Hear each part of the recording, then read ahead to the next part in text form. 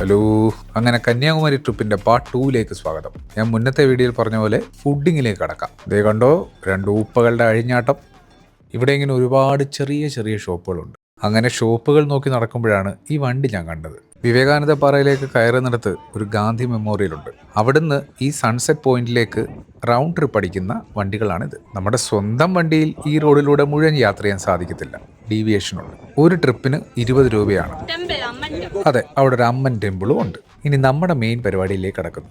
ആദ്യം തന്നെ നല്ല വൃത്തിക്ക് അരിഞ്ഞു വെച്ച് ഡിസൈൻ ചെയ്ത് വെച്ച മാങ്ങയിലേക്ക് സ്വല്പം മുളക് പൊടി, എന്തോ ഒരു പൊടി, അതൊക്കെ മിക്സ് ചെയ്ത് നമ്മൾ വാങ്ങി. മാതാവേ കാത്തോളണേ. അങ്ങനെ മാങ്ങയൊക്കെ കഴിച്ച് അടുത്ത കടയിലേക്ക്. അതാണ്, വീട്ടിൽ നിന്ന് ഇറങ്ങുന്നതേ ഷോപ്പ് ചെയ്യാനാ. പക്ഷെ ഉള്ളത് പറയാലോ, she's A very good shopper. അങ്ങനെ നമ്മുടെ കണ്ണുകൾ ദായി കാണുന്ന ബജ്ജിയിലുടക്കി. ആഹാ, നല്ല രസമുള്ള ശബ്ദം. നല്ല ചൂട് ബജ്ജി അങ്ങോട്ട് വാങ്ങി.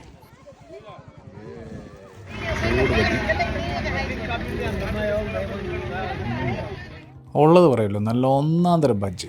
ഈ ബീച്ച് സൈഡിൽ ഏറ്റവും കൂടുതൽ ചിലവാകുന്ന മറ്റൊരു പരിപാടിയാണ് ഫിഷ് ഫ്രൈ. നമ്മൾ 2 അയില വറുത്തത് പറഞ്ഞു. കണ്ടോ, അത് കാണാൻ തന്നെ എന്നെ ലുക്കാ.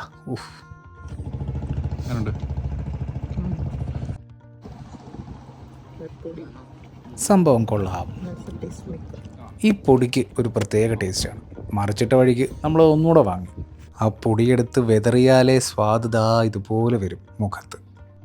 ഒടുവിൽ നമ്മൾ കഴിവ് തെളിയിച്ചു. ടേസ്റ്റ് പോലെ തന്നെ ഉഗ്രൻ എരിവാണ്. പിന്നെ ഭക്ഷണമല്ലേ, കുറച്ചൊക്കെ ബുദ്ധിമുട്ടണം.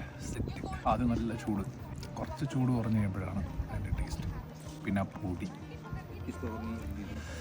പൊടിച്ചു. കടൽക്കാറ്റും കടൽ മീനും. അങ്ങനെ തിരിച്ച് നമ്മുടെ ഹോം സ്റ്റേയിലെത്തി ഐറിസിനോട് ഗുഡ് നൈറ്റും പറഞ്ഞ് നന്നായി കിടന്നുറങ്ങി. പിറ്റേ ദിവസം എഴുന്നേറ്റ് ചെക്കൗട്ട് ചെയ്ത് നേരെ ബ്രേക്ക്ഫാസ്റ്റ് അടിക്കാൻ പോവാം. ആക്ച്വലി ബ്രേക്ക്ഫാസ്റ്റിൻ്റെ വീഡിയോ എടുക്കാനുള്ള പ്ലാൻ ഇല്ലായിരുന്നു. പക്ഷെ കഴിച്ച് കഴിഞ്ഞപ്പോൾ എനിക്ക് നിങ്ങളോട് പറയണമെന്ന് തോന്നുന്നു. നല്ല റെസ്റ്റോറൻ്റ് ആണ് കേട്ടോ, കുമാരി റെസ്റ്റോറൻറ്റ്. വൃത്തിയുണ്ട്, നല്ല ഭക്ഷണമാണ്. എങ്ങനെ ഉണ്ടായിരുന്നു ഫുഡ്? വിശന്നിരുന്ന് ഇവളെ കുറച്ച് വെയിറ്റ് ചെയ്യിപ്പിച്ച് മേടിച്ചു കൊടുത്ത ഫുഡാണ്. എന്തായാലും സംഗതി ഏറ്റു.